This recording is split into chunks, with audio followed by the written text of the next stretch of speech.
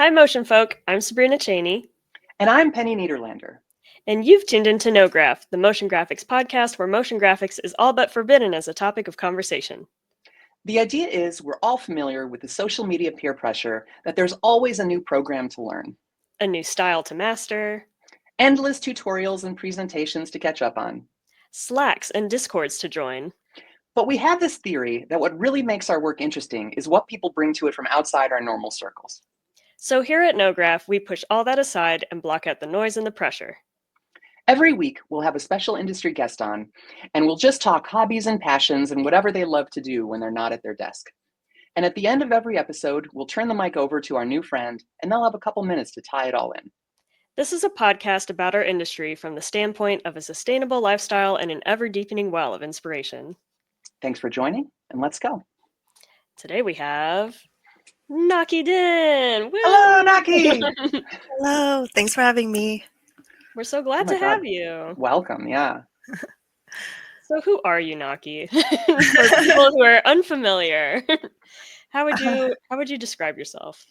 Well, I'm a freelance 2D, 3D designer and animator. I mostly work in commercial space, but occasionally I do work on things like title sequences for movies or video games and whatnot. And I lately I'm mostly working on the 3D work, and I specialize in stylized 3D REM of things. So cool. That's pretty much it. It's awesome. Your work is awesome. Thank you. Mhm. Thank you. And now we're going to talk about how your life is awesome. And I'm invoking the no work talk banner. So lately, when you're not experimenting with 3D and Blender and all the cool things that we're seeing on your Instagram, what else are you up to? So I'm a mom of a 2.5 years old. And for people who don't have kids, that sounds like a long time, but it's actually like a blink of an eye. So most of my time outside of the computer screen has been devoting into being with like little being and learning about her and keeping up with like her development. Mm-hmm. So that's been eating up majority of my life outside of work. But in like the little spare time that I have for myself after she goes to bed or before she wakes up, I'm like experimenting with a lot of different things. Mostly because I think with people like just recently had like my first kid, there's like a sense of like losing who you are because there's such a big change in life, and you like don't have as much time as you do before that, and so you're like, oh my God, what do I do? Kind of thing, to get like that sense of who you were before back. Yeah. And like I'm like a very ambitious person, so very like career ambitious person. So when I had a kid and like having no time to like doing any other things, it was like really life changing.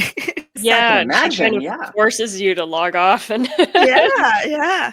Like having boundary at works as well. Like I cannot work after certain times, or like I cannot work weekends anymore. That sort of things. So now that she's like a little bit older, things are getting a little bit more like predictable in a sense. So there's like a rhythm to things, and I can like start finding like pockets of time to like do my own things, and finally kind of like feel like my old self a little bit again. I'm like emerging. Yeah, that's super important. Yeah. So it's like a bunch of different things every month. The recent thing, or the thing I'm still on my list recently, is every year I volunteer for this animal shelter rescue groups, and they have these like fundraiser where they hire, not hire, but they ask these local artists. And I used to live in New York at the time. They're New York based, so I joined them back then, I think during COVID time. But I moved away from New York. I'm based in Seattle now, but I'm still like every year I'm still volunteering for them. and they ask these local artists to kind of volunteer their time and talent to do these things called portrait for goods, where donors will donate their money to these rescue in exchange for a portrait of pets. And then it can be any style. Like some people do like physical painting, and they would physically send these like painting to them. And I've always doing 2D animation, not 2D animation, sorry, 2D illustrations, because when I first started, I wanted to like get better at drawing dogs and cats. Yeah. They're But so cute. cute. That's neat. I think I recently saw you post a cat, right? A 3D cat. Yeah. That's so So, neat. so this year, I was like, oh, I don't really do 2D illustration that much. Like, it's not really like I like doing it like hobby wise, but it's not like I'm not like live and breathe illustrations. So I was like, oh, well, how about I do 3D work? And nobody really obviously offers 3D work because they're all 2D illustrator. Mm-hmm. So that was a little bit unique. And it's been really fun. I still have one more pet to draw, and I'm behind the schedule a little bit. That's on my list to do for this month. Yeah, That's such a neat project. I Me love too. that. Yeah. To get something so personal back when you donate to a good cause like that is a really cool incentive. Like, Yeah. And it made me like when I was creating this like 3D cat for them, I was like, oh, it kind of be cute to make it into like a 3D print or something, like a physical toy. Mhm. But I don't know how to do it, so it'll be next year. next year's project, yeah. Yeah. Did you have to work your way up to becoming the portraitist for these for the No. animals? No, you just sign up, and they don't really like do portfolio review or anything. It just you do send your portfolio, and then they display it with your names up for people to choose. Oh, okay. So at the beginning, they had this like a fixed price, like $25 for everyone's like works, and we have like various different style and various different like difficulty on like how long certain piece would take. So I guess like after that year, they were like, this is not really fair, because some people have really quick loose style, and some people have these like beautiful photoreal watercolor stuff. Right, yeah. So now they let you like decide your own price, like how much you think it would worth and such. I like that it's a really nice way to contribute when you could also incorporate your creativity into it. Yeah. Because my thought originally was like, what if you have to start by doing the most menial task at the animal shelter to get like train up to do the cool thing? But Yeah. it's nice that you could just donate whatever time skills you have and they'll be happy, you know. Yeah. It all helps the animals in the end. Yeah. I really like going. There's all the different cat adoption places in New York because there's many, but they all have their own adoption page, and I'll just kind of like look at the cats when I need to pick me up. I'll just look at the list and read their descriptions and be like, "Oh, this one started out on as a spicy kitten who came from the street, and now they're and now they're happy." You know? Yeah. I love those stories. I have two dogs that I rescue from a local here in Seattle shelter.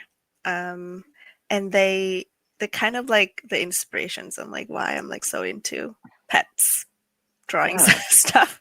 What kind of dogs are they? So they're both husky and German Shepherd mix. One is like a lot more mixed than the like mix of other breed than the other. But they do carry that like typical trait of like a German Shepherd's or a husky. Mm-hmm. A lot of talking. Yeah, they're real chatty, right? Yeah. You don't want them to. When you want them to talk, they don't talk. What's it like having a toddler and a husky? Yeah, It's gotta be like a lot of nonsense talk, right? Yeah. Oh my God. One of the two, Oreo, he is such a family dogs. It's so funny because he's so mean to other dogs. He's like a dog reactive dogs. He loves people, but he hates other dogs. and he tolerate. It's so funny because he used to be so social. Everybody loves him when we go to the dog park because he would make like every dog in the dog park to chase after him and like tired out every other every other people's dogs.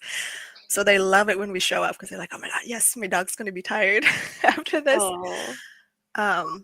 And then something happened during New York. I don't know what it is, but he becomes so aggressive after. So now we couldn't take him to dog park anymore because Oh, that's so too bad. yeah. I've never heard of that kind of change happening unless there was some kind of like traumatic event, but maybe he was just like, because I also remember during COVID everybody adopted a dog. So I wonder, maybe he's like an introvert dog and is just like overstimulated by too many other people, and he's like, get away from me. Right. He did like for a short piece because we were in Seattle and then we were trying to move to New York. So what we did was, and then we adopt the second dog, Cookie, because he is like when you leave him at home, he just like miserable. He's like howling and like crying and just so sad. But we learned that he's okay if there's like another living being in the house with him. So we adopt another dog, and everybody was like, "You moving to New York and you adopting another like big dogs?" Big dog, yeah. And we're like, "Oh, it's okay, it's okay." Yeah. Anyway, I used to have two dogs, and it was the first dog was for me, the second dog was for her. Oh, and yep. It worked out for a while until the original dog was like, I cannot be bothered with your bullshit. Oh my gosh. Yeah, we were looking for companion for Oreo Yeah. for sure. So it took a while, and then we found Cookie, who is an amazing dog. Like she is like yeah. But yeah, so at the time during COVID, I was like really obsessed with dogs. Yeah. And really loving them and wanted to do things that kind of involve them for a bit. I had this dream of opening an online shops that sell physical product that I design. So that was like signing up for the Muddy Paw was like a way to like practicing surface design. I think, yeah, I think that's what it's called.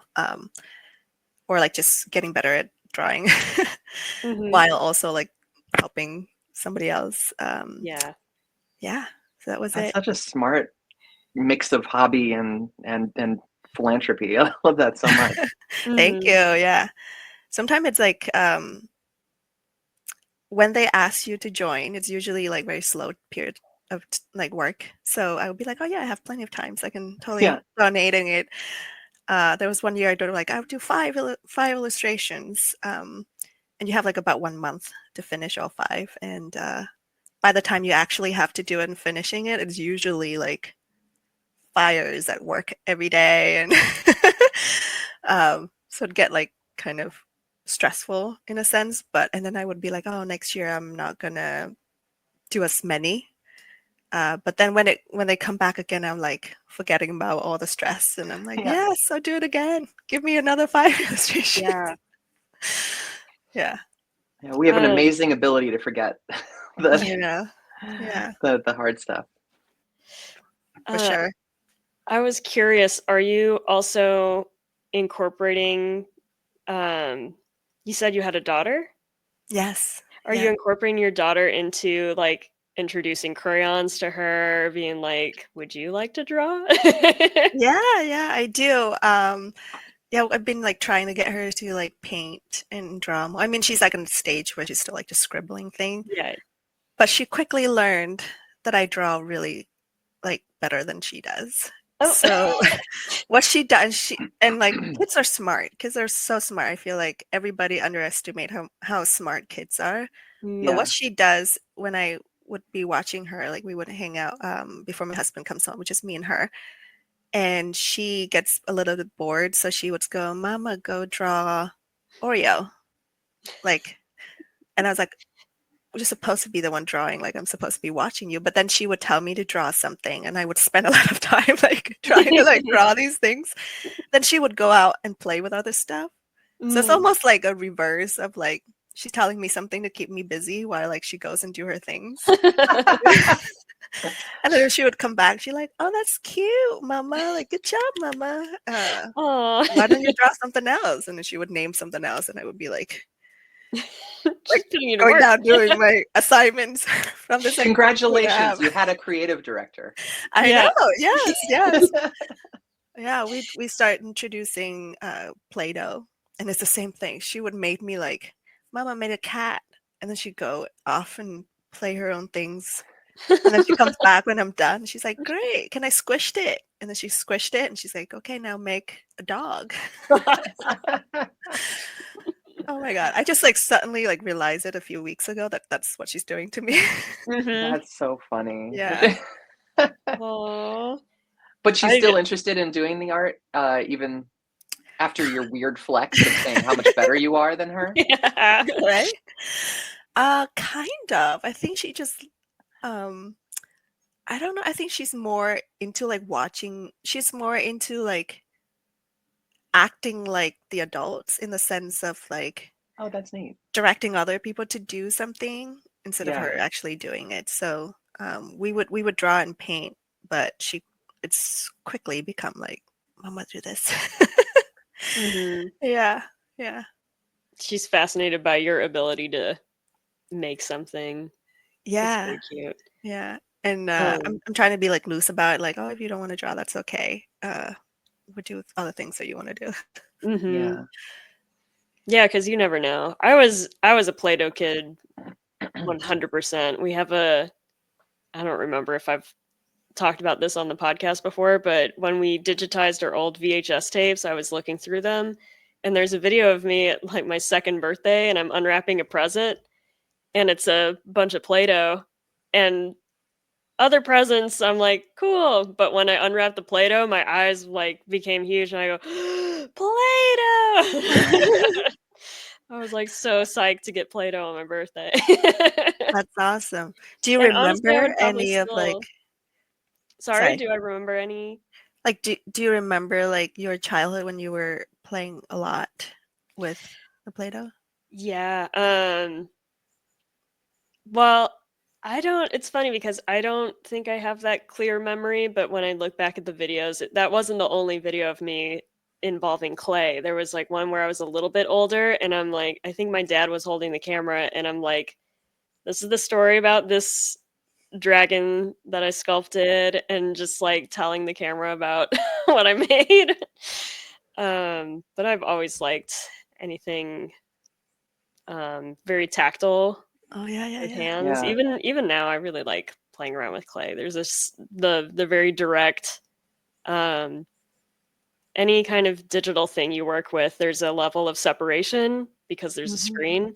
But when you're working with something, any kind of traditional art form, it's an immediate response, and that's very satisfying. And I feel like as a kid, that's also a lot of power.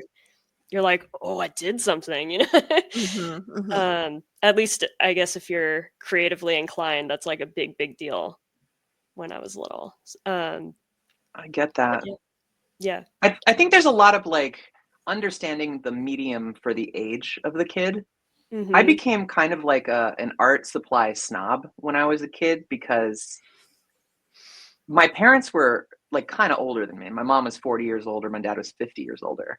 And I think they didn't quite nail down what was like interesting to like a kid. And so, you know, I always drew. I always like, but they would be like a yellow legal pad and a like felt tip pen, and it'd be like, this sucks. Like this is uncontrollable.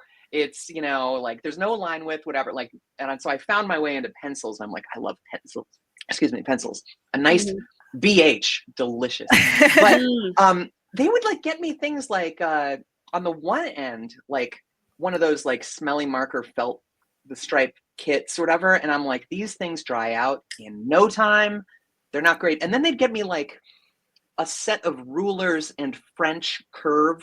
Do you know what I'm talking about? The plastic stencil things that like French curves. Don't give a 5-year-old a French curve. I'm not like, you know, designing a garden, you know, like overhead or something. And it's so crazy. And I remember being like, I really found basic stuff. So like clay, Mm-hmm. pencils, nice, like a nice paper or something like that. But like, so I love the idea of like Play-Doh and just drawing. I think that that's so appropriate for the age, and it makes it so much more accessible. Mm-hmm. Definitely. And it's like the sensory explorations that they have. So Yeah. Mm-hmm. How did your hobbies evolve? Like, obviously, after you have a baby, your whole schedule changes to accommodate their needs, which totally makes sense. But now that your daughter's a little bit older, like,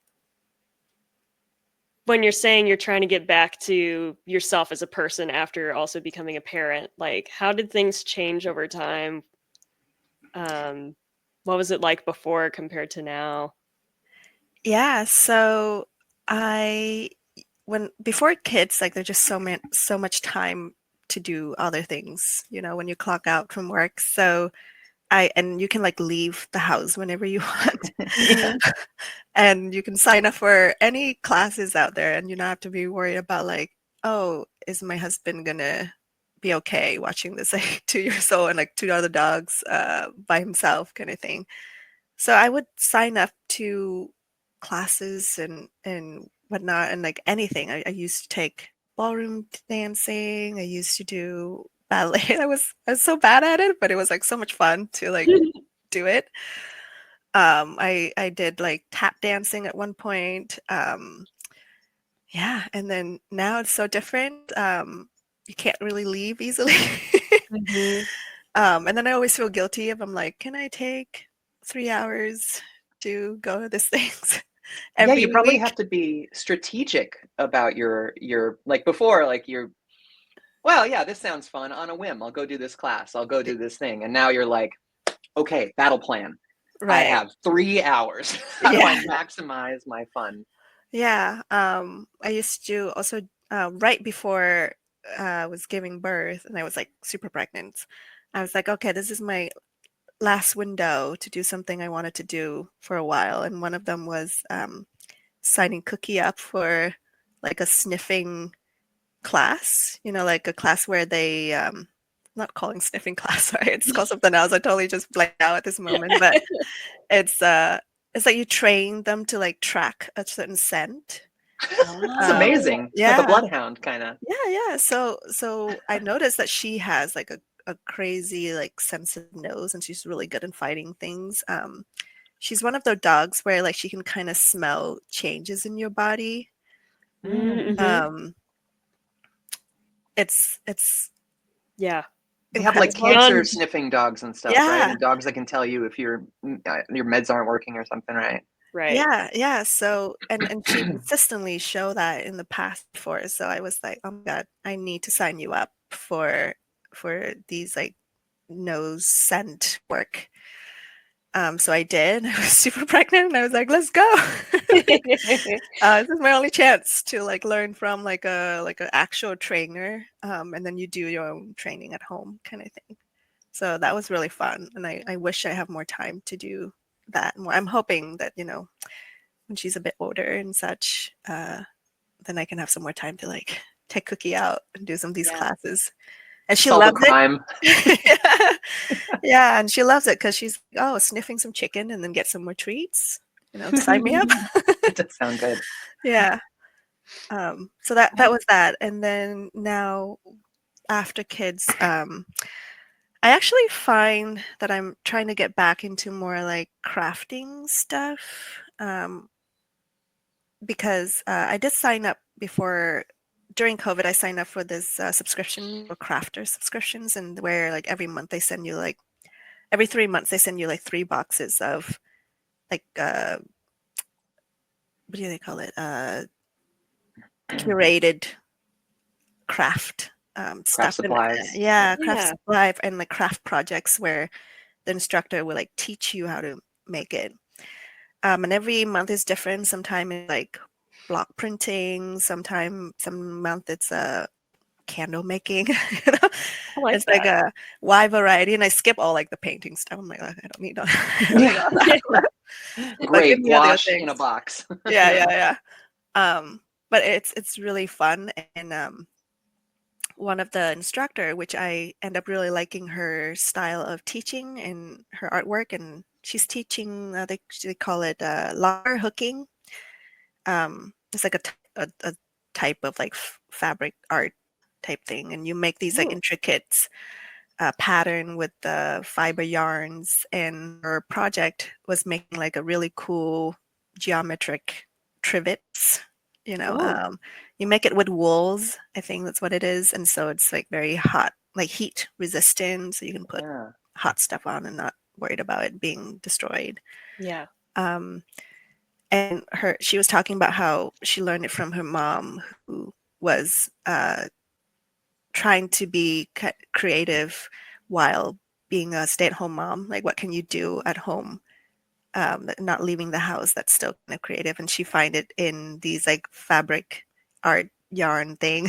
So, and at the time I was like, oh, fun story. But now I totally like understanding it a lot, and I feel very Yeah. like relating to it. So I'm getting back into that. It's very fun, and learning Ooh. how to knit and Yeah. such. How's knitting Yeah. going? I found knitting very difficult, but Yes, yes. I had this big idea, like, oh, knit my daughter this beautiful rainbow scarf. I haven't finished it. It's been like, since she was born, and it's been 2 years. Uh, Hmm. yeah, I find it a bit very difficult and very repetitive, like too yeah, repetitive for me to keep at it. Because Hmm. Yeah, I like that. Um, if you're able to attain mastery with this craft, the possibilities are endless. You can create so many things out of this and Mhm. experiment with all the different varieties of yarn that you could play with and different patterns. And like it seems so cool in that way, but the actual act itself of knitting, it's like you could tell there's cultures that have been brought out of knitting because it is so boring. You have to go to a club where other people are also doing this so you could talk Yeah, to each other. yeah, Because if you're by yourself, you're like, I got to put on a podcast or a TV show because I'm just going to be doing this. right, right, People yeah, need some kind of other stimulation because the actual act, like you said, it's just like over and over. But the end result is so satisfying. You're like, yeah, I spent 5 years doing this. Perfected. Like that was yeah, me. That was all me. right, right. So that's why I like prefer the locker hooking or like punch needle, because it's Yeah. much smaller scale, so you finish it faster, and it's still Mhm. like aim, what do you mindlessly when you're doing it in a way, so you can watch a movie and still doing it. But it's shorter piece, and you get like a finished thing a lot yeah, faster. Mhm. Um, and then if you messed up, it's so easy. You'd see it immediately, and it's so easy to unravel it and like do it again. Whereas knitting, I find that I would keep doing it. I'm like, oh, I miss a row. Oh, yeah. the count number, and then now it's all like wonky. My No. scarves are always like pennants. Yes. Like they like they vary the width because that's the hard part is like that like not too hard, not too soft, like knowing Yes. sort of like it's a pattern of Like the how intense you tensions do it. of Yeah. how you Yeah, do it. tension. Yeah. That's it. Yeah. Yeah. Yeah. Mhm. So so I'm like, okay, I'll do it for fun. Maybe she'll get like just one scarf from me for her entire life, Mhm. and then call it good. Yeah. Here, I made you a napkin. Yes. It's that's it. Yeah, I have it Done. like this long, and I've been wondering like what else can I turn it into that's like not any longer than this. Right. Mhm. Like a neck Maybe a warmer. sleep mask or something. Yeah, Oh yeah, just a A what do you neck call warmer. it? like a Yeah, neck just warmer where it or goes something. around and then one Yeah, button, yeah, a collar. Yeah, right. yeah, Mhm. yeah. Aw, that's so cute. I visited the m- uh the Met Cloisters in New York, which I didn't realize it's like a whole museum of medieval art inside. I thought it was just a fancy garden that they like imported a cathedral or something from, and I thought that was it. I didn't know that it was like a whole like galleries and exhibits and stuff. So we're going through the cloisters, and I see there's this room full of these elaborate tapestries. And there was one very famous one that I've seen before of like a unicorn in a little fence, and all surrounding it is this beautiful nature, flora and fauna, flowers and insects and stuff. And it's so beautiful and it's huge. It's like floor to ceiling, this tapestry. And I'm thinking, how in God's name did these people figure out how to do something this detailed and elaborate? And the answer is they didn't have anything else to do. Like that Yeah. was all you have to do. And so you just figure out, you get really good at it, I guess, over time. And they like, maybe it's just from like watching movies and stuff, but it always seems like the women were forced to learn it at a young age too. Like, yeah, a little bit. Like this is what you do. And yeah. like I rewatched, I think Pride and Prejudice came back for to theaters for the 25th anniversary of the movie, and I also noticed all the female characters that are of age to be married off. It's like, okay, go and play the piano right now, like go and play. And it's like, I Like don't know why. boredom. Yeah, like I don't know why this skill of playing the piano was that desirable, but it's like you must be trained to entertain other people, so go and play the piano. And like they have varying ability, but it's just kind of funny. I'm glad we have more freedom now to pick I whether or not know. we want to do something like that, but it is impressive to see like when people were actually gifted and had the time to spend on it, what they can make. Like it was really just fascinating to see this artwork and be like, I still like, how? I need someone to explain. Yeah. I'm just always going to be like, I see the numbers in my head calculating, like, how did they make the unicorn? Yeah. It's And just to magical. back up a little bit, I just saw like, I think it was a Reductress headline, you know, it was like funny. It's like The Onion kind of, and it Mhm. said like, showed a woman and she was like, you know, had a bowl and she was making something like, all of women's hobbies are things she would have been forced to do in the 1800s. Yes. Oh my gosh. Mhm. I like back to being like having kids, you start looking at like food ingredient.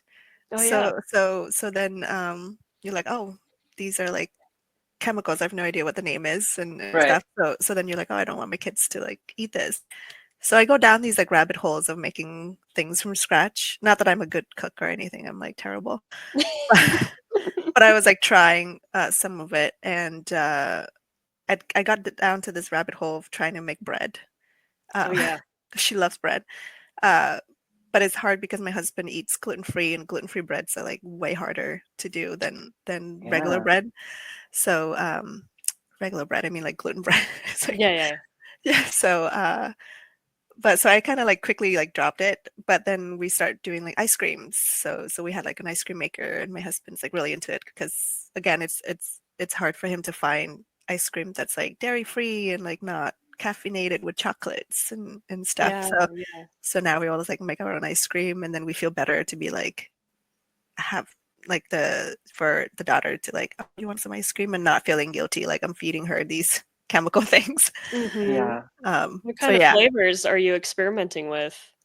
Oh, we're just doing like berries and stuff. Just my husband is so tired of vanilla flavor from like the store bought. So Mhm. so we're just trying to do like fruits inspired stuff. They have like Yeah. recipe that you can kind of follow and stuff. My sister, we're from Vietnam, so she experimenting with like durian, which is very like pungent Yeah. flavor fruits. So you Mhm. have to like, it's an acquired taste. You have to like likes it to likes it. If you don't, you just hates it. Yeah, yeah. That's one of those ones you kind of need to be raised with, right? Yeah, yeah. So it's been fun. So she's making her ice cream, and then she kind of encouraging it now that summer is coming. So and my husband is like trying to make more ice cream for himself and such. So it's been fun. So yeah, back to like the home making things from scratch, Yeah. churning up butters. Yeah. No, that's awesome. Yeah. That's making ice cream. That's like the commitment of having the machine is a bit of a thing. Like we have a really small house, so we have to like really plan what we get machine wise. But I think that'd be a lot of fun. But then I'd eat too much ice cream. It'll be healthy though because you make your own. You know what you wanted to put in. Yeah, that's Yeah. true. Yeah. Mhm. I think I'd only ever want green tea ice cream, like matcha ice cream. Ooh. That's my favorite flavor. Like, Yeah. I think if I had the power to make that all the time, I'd never have anything else. Yeah. Like, this is just my Yeah. matcha ice cream maker, not any other ice cream. Yeah, I would make the little mochis if I was making that. The green tea mochis are Mm. so good. Mhm. Oh yes, they're so hard to do. I have this try to make like a CO shaped mochi once. And you know how Oh. those memes where they show you like here's what you Yeah, expected, like here's what you get, and it's Mhm. completely not a CO, it's a crooked horror show. eyes. It's like SpongeBob nightmare. Yeah, like Yeah. that. Yeah. Because Yeah. it's so much fun too, like when you learn how to make it your own. It's like you feel empowered. You're like, I don't need the groceries. Mhm. Totally. Yeah. How long have you lived in Seattle? I moved here when I first came here. It was like 2017. I was like Mhm. 16 at that time, and then I've been living here for a while. And then we got married, and my husband was like, "Do you want to have kids?" And I was like, "I still have a lot of dreams that I wanted to Yeah. do." Mhm. And he asked like, "How can we get your dream happen? Like, what do you want to do?" And being like international students and being on like a international work visa and whatnot, you kind of like stuck to like one company. Right. So when I got married and finally get like green cards and stuff, that like leads me to like now I can freelance. Now I can go to any other company if I want to. So I was like I want to freelance. I want to experience other studios, like you know. Mhm. And at the time, obviously, like remote working was like not really a big thing. So I was like, let's go to New York because that seems to be a place for a lot of opportunity. Mhm. So we moved to New York for a bit, and then suddenly COVID hits, Yeah. and I didn't remote realize you were in working the was a city thing. during COVID, but it would have been kind of hairy to try and meet up anyhow during that time. It was difficult. Yeah, We yeah, were all scared. yeah. I think I joined animation during that time too, like because I start freelancing, so I need more people. Yeah.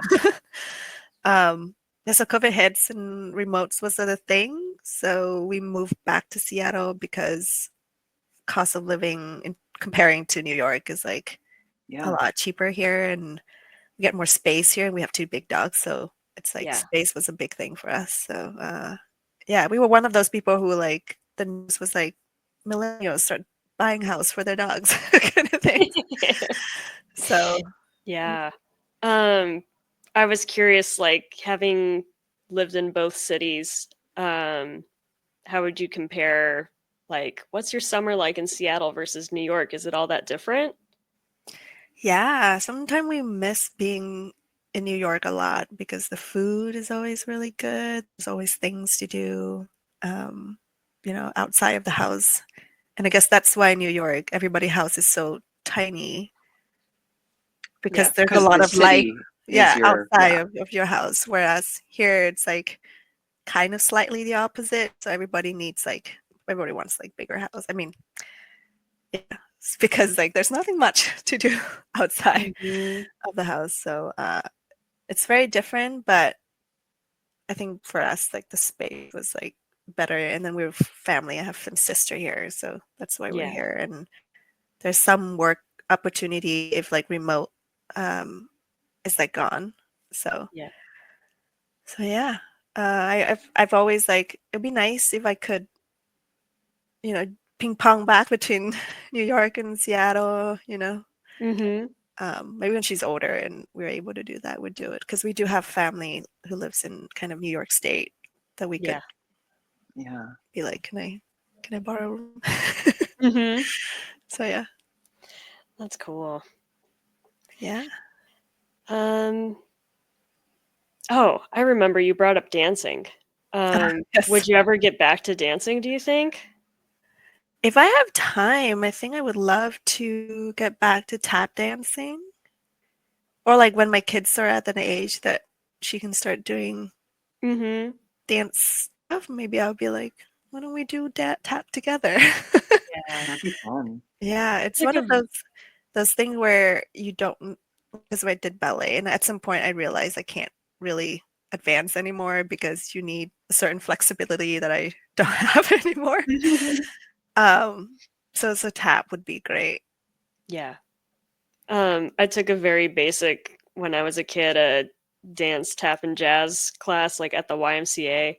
Um, and it was fun. I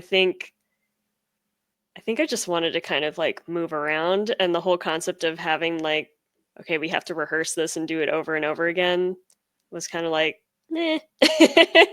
But that's another a different digitized VHS tape has like the whole finished performance at the Y, and it's so Yeah. cute. Um, it's like, So you oh, were, didn't manage to get a hang of this somehow to go to a performance. do you still dance? Do you still remember? I don't like the only move I remember from tap is the most basic, like putting the foot in front and then back.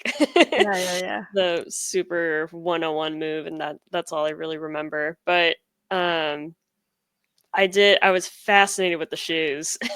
Yes, yes, um me too. which totally makes sense. They're very fun to play around with when you're at home. Yeah. I even bought like they made these like wooden practice um like floor, like a small one where you can stand on top and practice it if you live in like a carpeted um Oh, house that's neat. or something like that. So yeah, Mhm. I even have that in and I store it at my sister's house. But I still have it. So I was like, you know, get Mhm. it back to it some point. It's fun. And you can Yeah. do it by yourself. You don't need like a partner like ballrooms or some Yeah. other stuff. So Yeah. I think it's so neat the hobbies that you really like the idea of finding the interests of your child too and like sharing those yeah, interests. I think that's such a neat like view, I guess, like because you're saying that you miss like the freedoms a little bit and you miss like yeah, you're like, oh, it's good that she's getting older so I can do these things, but like you're still talking about like, yeah, I think dance would be fun because I could do it with my child. It's like yeah, yeah. She's very fun to be with. So and also they're talking about like how can I combine what I like and bonding time with her. yeah, So I've always been like really interested in that. Makes everything like it's like a win-win. yeah, Yeah. Plus, like my parents are very like artistic by nature. They obviously didn't really go into like artistic career just because the needs at the time was more like what makes money. Mhm. So at home it's a very, very artistic like lifestyle household, Yeah. I would say. My mom loves like ballet and dance, any like dance stuff and musical stuff like that. And my dad is like a really good painter. He's an architect, so he draw with precisions, but Mhm. also uh, he draw my mom's like portraits and stuff. So it's always been kind of like I'm like, oh, I want that kind of like artistic households lifestyle. They don't have to mhm, follow it; they just need to like enjoy it or expose to it, I guess, in a way. Yeah.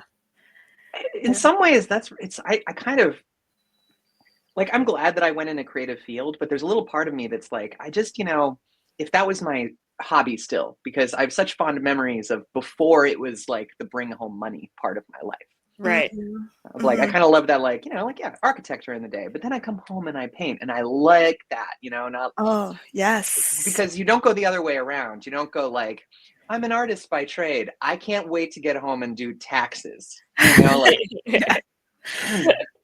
Oh my God, same, same. I wrestle with like this idea of like, do I want to encourage her to go in like art field?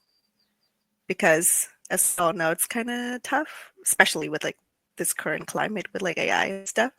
yeah, Yeah, so it's like, why don't maybe not. Maybe I'll just let's see how it goes and deal with it when it comes to it. But Yeah, play by ear. yeah, but yeah.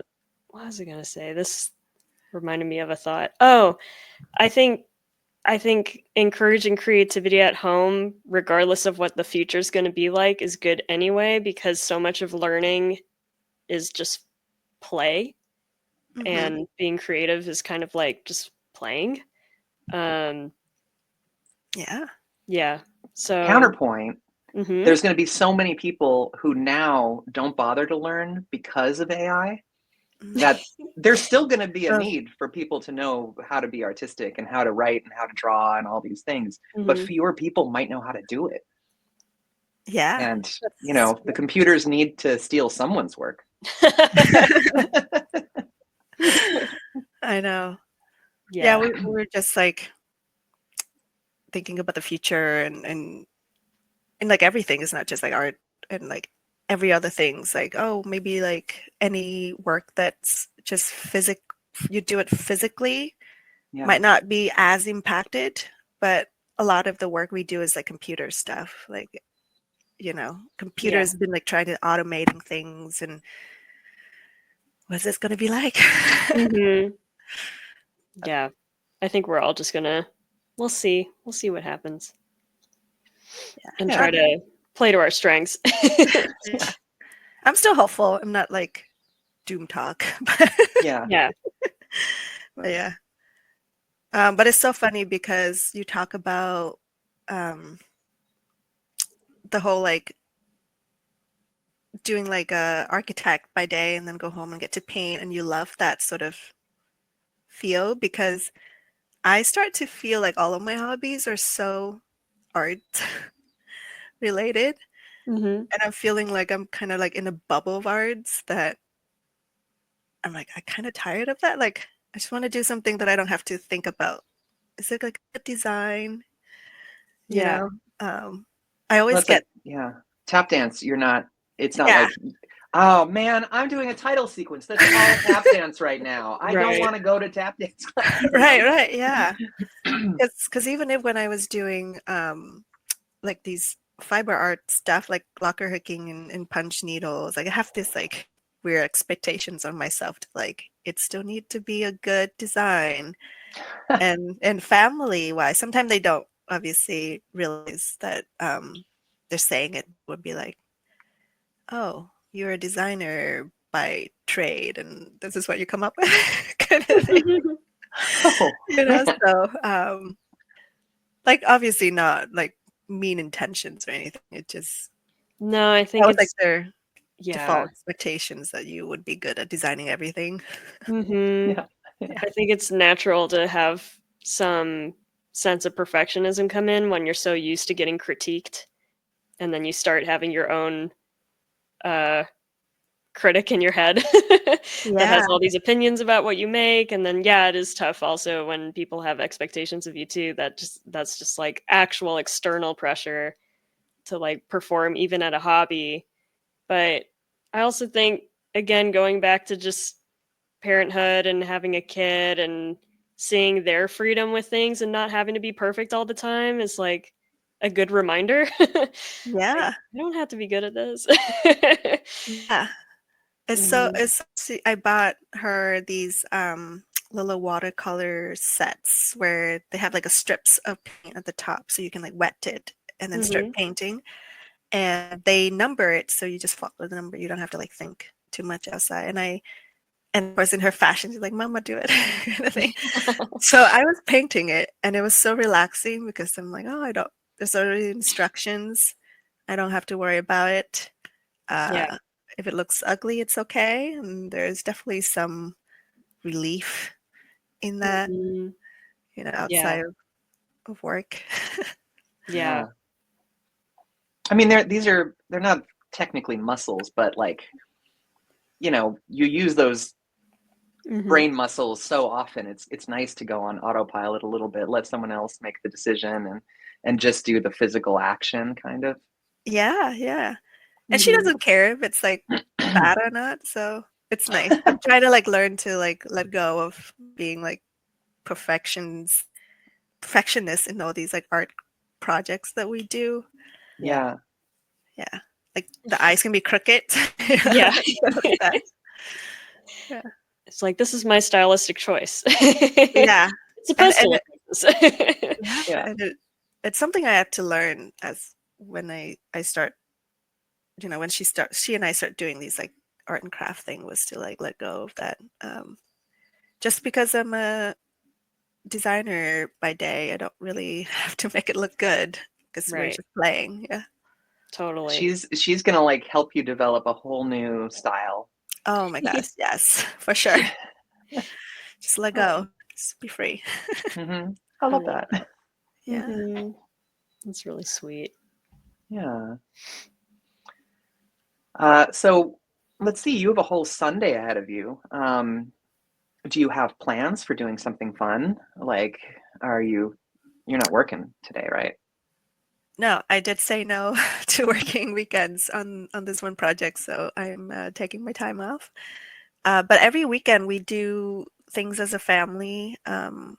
For her, she has like gymnastic class, so we're going to these things, and it's really interesting because it makes me go, that's kind of cool to be able to do these like flips and barrel rolls and whatnot. Yeah, so we're gonna do that later Is after that this your call. next class? Are you gonna like maybe join an adult gymnastics class? Right, right. And I start thinking about like trying to find hobby that's not arts anymore, and I start thinking about getting her to like martial art class, and then I was like, oh, maybe I want to take a martial art class too. Right. That's so funny. You have this dichotomy now of like what activities would be good for my child, and then half of you is like, wait, do I want her to do this or do I want to do Yeah. this? Yeah, yeah. Like, is there a mom and me class I can take? Yeah. That'd be fun. Right. What kind of martial art are you thinking maybe like would be I don't interesting? know. There are just so many out there. I think I Yeah. was more into like self-defense for, like just being girls in Yeah. this world. And so it's just maybe something that's a little bit more practical. Yeah, like I a haven't done my hand-to-hand thing. research. Like mother and me Krav Maga. Right. Yeah, something like that. Oh, you Or could call it Krav Mama. Krav Maga! yeah. Yeah, and my husband does kickboxing. And I did like a brief kickboxing, no kicking, just more boxing. Briefly when I was still like go to the gyms and trying to be active and stuff. And I remember it being like really fun too. So like all of that, just waiting for her to be at that age. Yeah. They always have like these minimum age that you can enroll, and waiting for her to get that How old is perfect age. she? Do you say she's 2? Yeah, 2.5. But Wow. martial art, we found a class near our house, but it's not until like they're like you have to be 3. Yeah. 3. 3. Yes. I was like 2.5. Videos of little kids doing martial arts is the greatest. Oh, so cute. So cute. So cute. And then when they enter kindergarten, it's like, you can't mess with me. Yeah, yeah. I already got my black belt. I know. And then their little like high pitched voice when they do like the like so cute. I can't wait. Oh, I love that. Yes. Maybe next time we talk, I might be enrolling in the martial art class. Yeah, we'll have to have a follow-up. Right. Yeah. But I know it's different now that cameras are kind of everywhere and everybody has a camera in their pocket, but don't forget to record it. And then later, when she's, in her 20s, go ahead and be like, look how cute you were when you were learning Krav Maga. oh my God, yes. That's something I always like feel like kids now will have almost like able to like live their childhood. Yeah. Comparing to us. Like I don't have a lot of video. We have a lot of photo, maybe a little bit, Right. but not a lot of videos. So be fun to see how that affecting like your memory. Because sometimes when you see a photo so many times, relive that memory a lot longer than if you don't have it. Yeah. So Mm-hmm. yeah, I tried to do this like art project where when she was 1 year old, in the first year of her life, I would take a photo of her every day just to see the changes, because that's when they changes so rapidly. Yeah. Um, and then I still working on it, but I was gonna do like the, you know how like the match cut where it's like the same face here, and then you just Yeah. match cut and see the transitions. And Have yeah, you kept up with it? Have you done it every single day? I did it for the first year. Wow. Yeah, I haven't done it after the first year because life was a lot. Yeah. Yeah. Yeah. Yeah. But the first year was great because it goes from like a monkey looking newborn to like a, you know, like a cute looking baby. So Yeah. Yeah. That's a big transformation. yeah. Somehow to Yeah, get you it. don't often see them from very young. Like those photo things that's like, oh, I did this when I was 20 as an art project and I just kept going until I was, 25 or something. And it's like, yeah, you changed a little, but Yeah. those There's years, so Yeah, I different. see these video where they would every birthday they would like interview the Yeah. kids and ask them like, what do you want to do and what's your dream now, kind of thing. And then you see them changes over the Progression. year. Yeah. So I'm also Mm. like on my list to start doing that too when she's like 3, because then she start be able to understand your questions and able to say Right. answers. So That's Yeah. really total coincidence. I was cleaning and I found a letter I wrote to myself when I was 16. And like we had an assignment, we were on a camping trip at school or something, and we had 36 hours alone. They like spread us out in the woods, and we had to like be on our own with no food or anything. And Whoa. they're like, and then when you're out there, write yourself a letter to next year you. I lost it. Never read it the next year. I read it 30 years later, and I'm like, yeah, still a dork. It's such an interesting like thing to see like what I'm interested in yeah, then versus now, and like that personality thing is like I know we have photos, I know what I looked like throughout the years, but the personality thing is really interesting. I love the idea of you videotaping that. Like yeah, what are your future goals or something like that, or yeah, because they changes. Yeah. yeah. And I remember my sister kept a lot of my letters that I write to her. We growing up, we were like fighting a lot, so I was like surprised that she kept all these things. But in Vietnam, there's a moment where not a moment. There's a period where every when you hit a certain age, you kind of mandatory you have to enroll in these like military training camp. Yeah. So it's like a few weeks or so. So my sister was going to these things, and I slipped like a letter into her suitcase, and she kept it, and I totally like don't remember it at all. Oh. And like so many years, and she moved, like we moved to New York, not to New York, we moved here from like Vietnam to here, and she still have it with her here. That's awesome. That's so nice. Yeah, so she showed it to me like a few years ago, and we were like at her house, and I was like, oh, I just found these, like come take a look. And just like the thing I write and the thing I like draw, like a picture of stuff, and how like I'm hiding in her suitcase or something. It's bizarre kids' imaginations. How old were you? I can't remember. It must be like 8 years old, something like, yeah, because yeah, she was like much older than me. So, um, Mm-hmm. like the handwriting, like I can't really like, what did I write? Can't really read it. Yeah. Um, Wow. That's like a really cool artifact to keep. That's right? really Yeah, sweet. I love Yeah. that.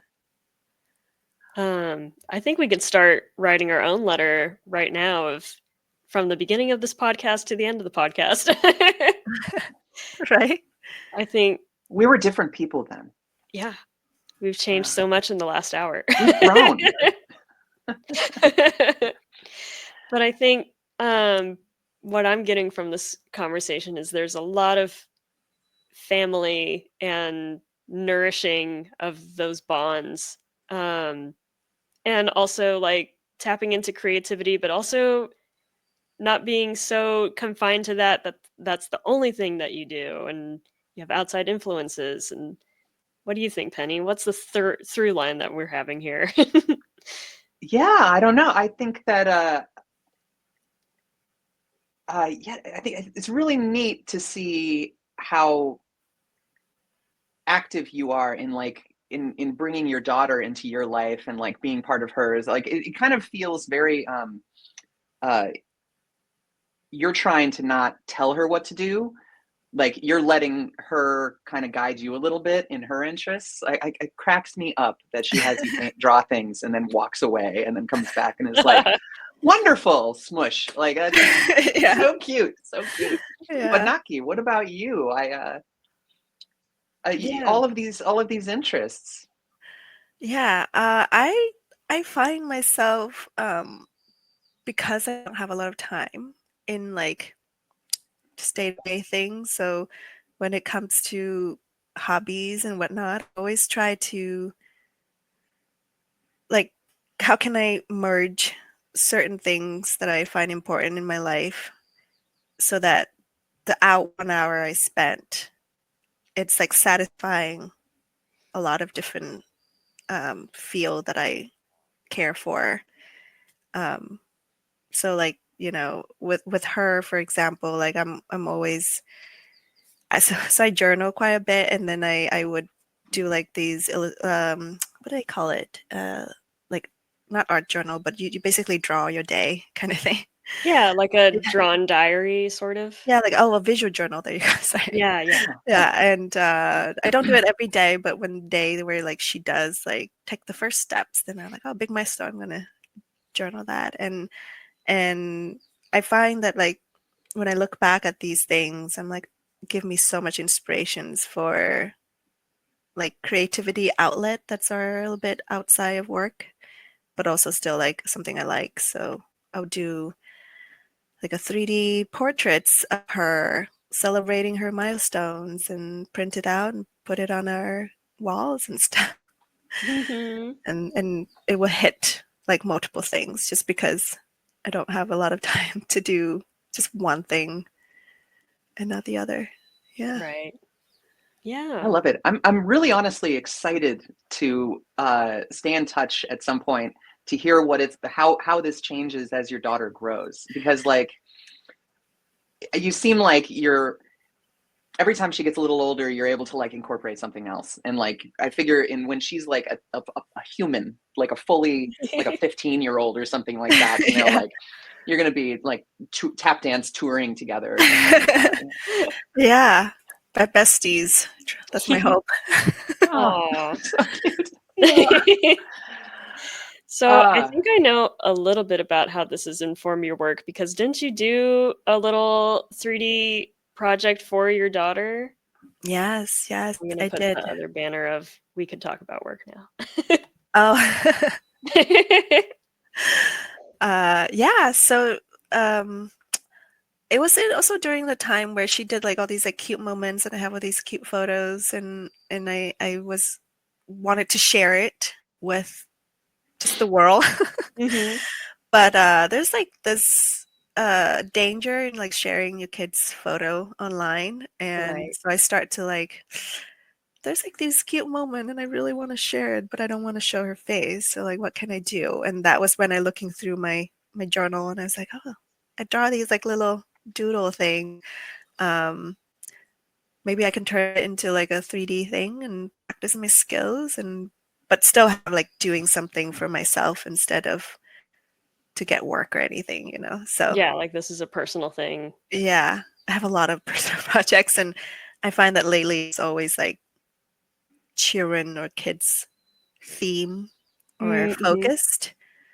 Yeah. And my stylization. So it's always like leaning toward that kind of childlike aesthetic anyway. Yeah. So I it's love like it though, because it's so like colorful and fun.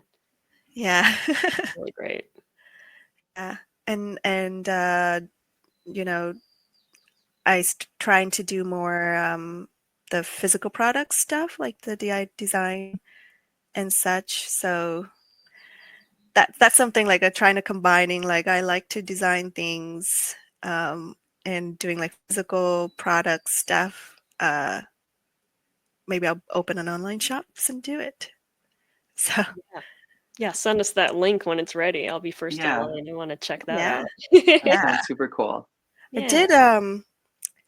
did like a blanket for my first things, like right before I was pregnant, and then kids. Oh. So I like paused it and like didn't do it anymore. But I have like so many inventory. I should start launching it. Like you designed it and then you had it made kind of thing? Yeah, we did. Oh, cool. Oh.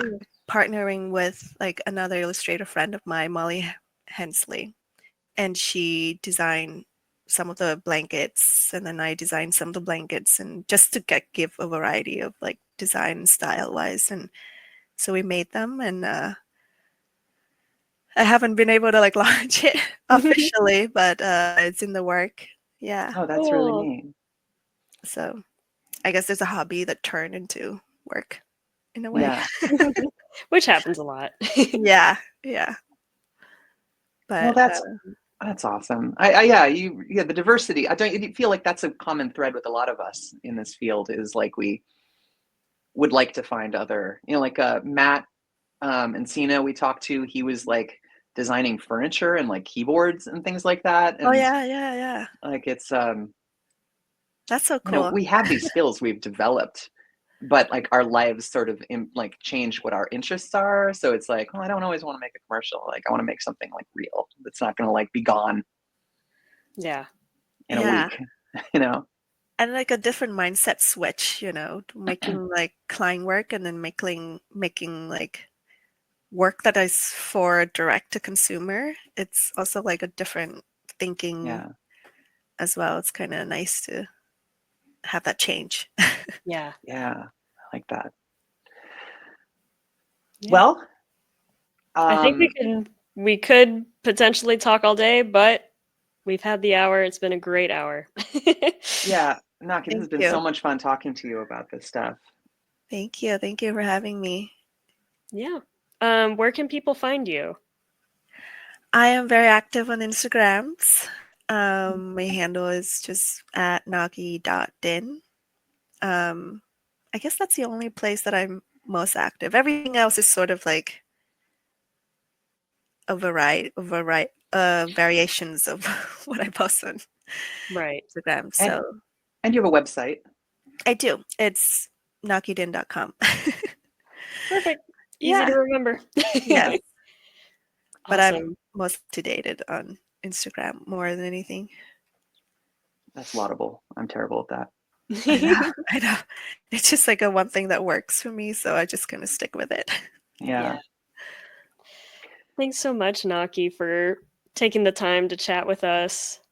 Thank and you. hope you had fun on NoGraph. Yeah, it was fun. It's nice to talk about.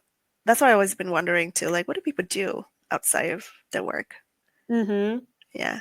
It is an endless resource for me, like of interest. Like it really, all the names in the Slacks who I'm like, well, I know their work, but now I'm like, it's like you turned sideways and you saw the depth of what that person is. And it's really like, I learned so much about like people's processes and how they balance their lives and their work. It's so cool. I love this. Thank you so much for being on. Yeah. When I research about like artists and stuff, like painter like Van Gogh or like Frida and whatnot, like, and you realize that like their work changes based on like what's happening in their lives. Yeah. And so it's always fascinating to like what's happening in your life right now. Mm-hmm. Yeah. Thanks for having me. Yeah. Yep. We encourage all the listeners, go out, find your own NoGraph. Take a tap class. Teach your dog to sniff. Yes. Oh my gosh. Get back to that. Thanks for bringing this up because I was just thinking about it and I was like, I kind of missed that. I love it. All right. Well, let's wrap it up. Yeah. Bye, everybody. Bye, everyone.